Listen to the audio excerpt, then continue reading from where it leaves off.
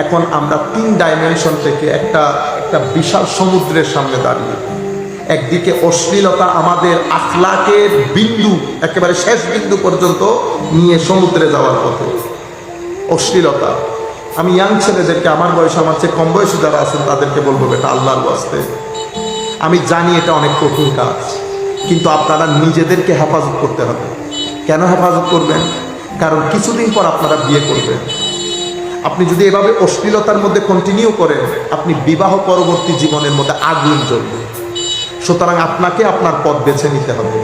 আপনি আল্লাহর দরবারে বেশি বেশি করে দোয়া করেন, দরুদ শরীফ পড়েন, চেষ্টা করেন রোজার হালতের, এই অজুর হালতের মধ্যে থাকতে।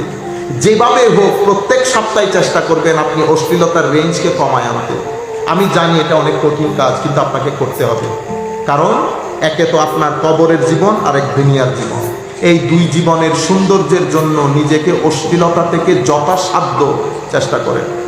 আপনি যদি আমাকে বলবেন হুজুর পারতেছি না, আমি আপনাকে সুন্দর একটা তাজবিজ আল্লাহর দরবারে দোয়া করবেন। সবচেয়ে বড় জিনিস হচ্ছে আল্লাহর দরবারের দোয়া। নামাজকে নামাজের মতো করে পড়ার চেষ্টা করবেন, তাড়াতাড়ির মধ্যে না। নামাজ অনেক দারুণ ওষুধ, এটা আপনাকে বাঁচাবে। কোরআনের তিলাওয়াত আপনাকে বাঁচাবে। খুব যখন ঝামেলার মধ্যে পড়ে যাবেন, আমার নবীর দিকে খেয়াল করে দরুদ শরীফ করবেন, আসসালাতু ওয়াসসালামু আলাইকা ইয়া রাসূলুল্লাহ, আসসালাতু ওয়াসসালামু আলাইকা ইয়া রাসূলুল্লাহ। আমার নবী খাস ফিউজাতে আপনাকে অশ্লীলতা থেকে বাঁচাবে। এটা আপনাকে বাঁচতেই হবে দুনিয়ার শান্তির জন্য অন্তত। এটা একটা বড় পরীক্ষার মধ্যে আমরা আছি।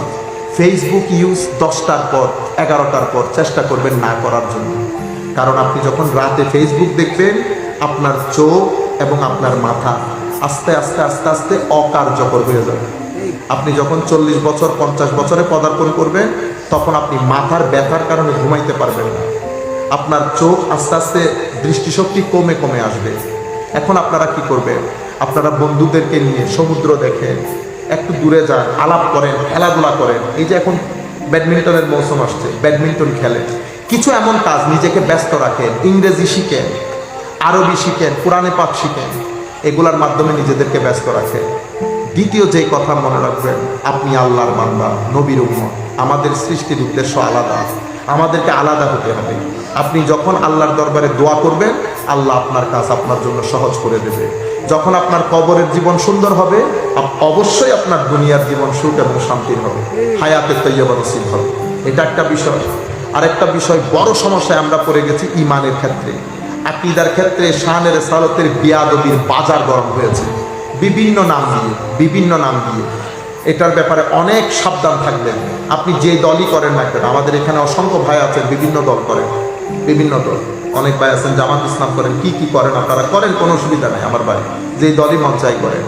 আমার সাথে আপনার সম্পর্ক নামাজ নিয়ে নাই, আপনি হাত তুলতেছেন নামাইতেছেন এগুলা নিয়ে নাই। আপনার ভিতরে আমার নবীর শান, এশক, মহব্বতের কমতি আছে। আপনি চেক করে দেখেন সাহাবায়ে কেরামের আমল আর আপনার আকীদা, দুইটা মিলাই দেখেন। সাহাবায়ে কেরাম আমার নবীর থুতু মুবারক নিয়ে মুখে লাগাতেন। সাহাবায়ে কেরাম আমার নবীর নখ সংগ্রহ করতেন। সাহাবায়ে কেরাম আমার নবীর ঘাম মুবারককে ব্যবহার করতেন আতর হিসেবে। সাহাবায়ে কেরাম আমার নবীর ব্যবহৃত ওযুর পানি নিয়ে হাতে মুখে লাগাতেন। সাহাবায়ে কেরাম আমার নবীকে বেইন্তেহা মহব্বত করতেন।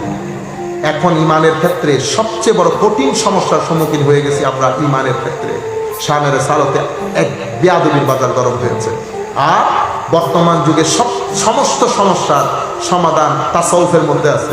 সেই তাসাউফকে আমরা যারা মানি, আমরা একেবারে বরবাদ করে দিচ্ছি। আর যারা মানে না, তারা বিভিন্ন ফতোয়ার মাধ্যমে চেষ্টা করতেছে যুবকদেরকে আউলিয়ায়ে কেরাম থেকে দূরে রাখতে, মাজারাত থেকে দূরে রাখতে। পাহাড় যেমন পৃথিবীর প্যারেক, অনুরূপভাবে মাজারগুলা হচ্ছে ঈমানের প্যারেক। মাজারগুলা ঈমানের প্যারেক। মাজারে যাবেন, জিয়ারত করবেন, ভণ্ডামিগুলা থেকে দূরে থাকবেন, ভণ্ডামি থেকে দূরে থাকবেন। যারা ভণ্ডামি করতেছে করতে দেন, ইনশাআল্লাহ 5-10 বছর অতিবাহিত হলে অটোমেটিক্যালি তরকারির জন্য চুলা যখন বন্ধ করে দিলে তেল ভেসে উঠে, ভণ্ডামিও ভেসে উঠে।